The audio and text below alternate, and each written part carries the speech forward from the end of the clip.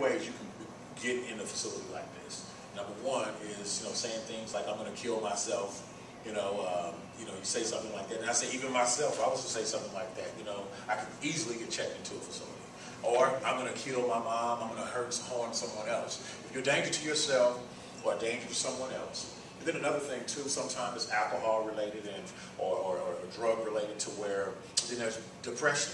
People are very, very depressed, whether it's bipolar, schizophrenia. Now, I deal specifically with anger management. I mean, some people have to go to therapists, and then they need medication to offset. Once upon a time, I was kind of feeling, and there are people who utilize the medication side. They just get into these facilities so they can kind of get drugs, in an intelligent way.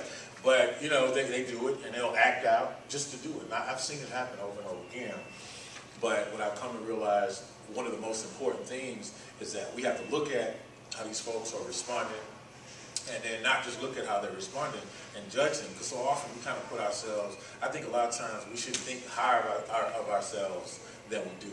Now, sometimes people may mistake my confidence when I say Gregory D. Anderson Jr., because, I love me some Gregory D. Anderson Jr., not in the vain sense, but in the sense of purpose. And I think we should all recognize that we're on this earth not forever, you know what I mean? But I think it's important that we find out what our purpose is, live out those purposes, and do things to be a benefit to our fellow man. And the future generation that's coming up, I'm seeing a lot of things that's taking place, cracking, I call it cracking, where they, showing, their tail. It's crack, you're selling crack, it don't make any sense. Hurts me. Yeah. I said, why are we big enough to pick up all the negative stuff?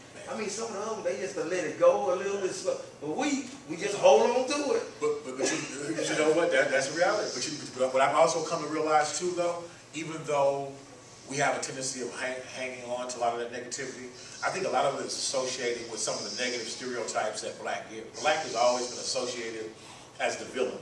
It's kind of like when it's daytime, I want to say it's nighttime. They're going to get me. They're going to get me because it's nighttime.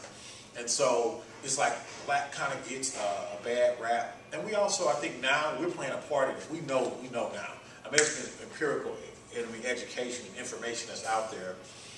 Excuse me, my lips are chapped. Sorry about that. I would use chapstick or whatever, but unfortunately they chap. I'm sorry. In fact, let me get a beverage real quick.